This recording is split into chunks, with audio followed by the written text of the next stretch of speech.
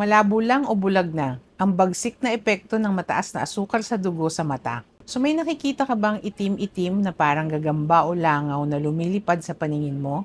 Kinukusot mo ang mata mo pero andyan pa rin. Akala mo dumi lang o pagod.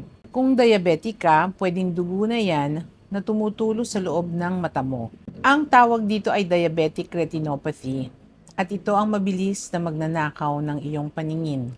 Ang retina o likod ng mata ay puno ng pinakamaliliit na ugat sa katawan. Kapag mataas ang sugar mo, sinisira nito ang lining ng mga ugat. Numinipis at lumulobo, nagdudulot ito ng microaneurysms. Sa sobrang rupok, pumuputok, yung dugo humahalo sa fluid ng iyong mga mata.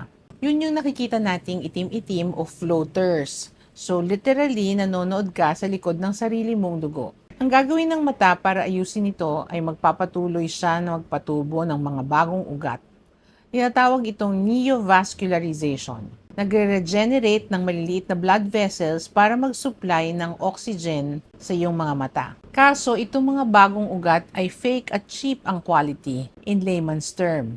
Sobrang dali nilang mapunit, konting ubo o iri lang. Puputok ang mga ito. Mas maraming dugo, mas malabo ang iyong paningin. Kapag natuyo ang dugo, nagiging peklat o scar ito. Hinihila nito ang retina hanggang sa mahugot sa kinakapitan. Ito'y tinatawag nating retinal detachment. Parang wallpaper na tinuklap sa pader o kurtinang nahulog sa inyong paningin. Nagdudulot ito ng pagkabulag o total darkness. Kaya paalala, ang sukat ng grado sa optical shop ay hindi angkop sa iyo. Kailangan mo ng dilated eye examination sa ophthalmologist. Papatakan ng mata mo ng likido para lumaki ang pupils at masilip ang loob at likod ng iyong mga mata. Doon nakikita ang mga pumuputok na ugat bago pa lang lumabo ang paningin mo. So huwag hintaying dumilim ang mundo mo. Save your sight, control your sugar. So kailan ka huling nagpatingin sa eye doctor o sa ophthalmologist?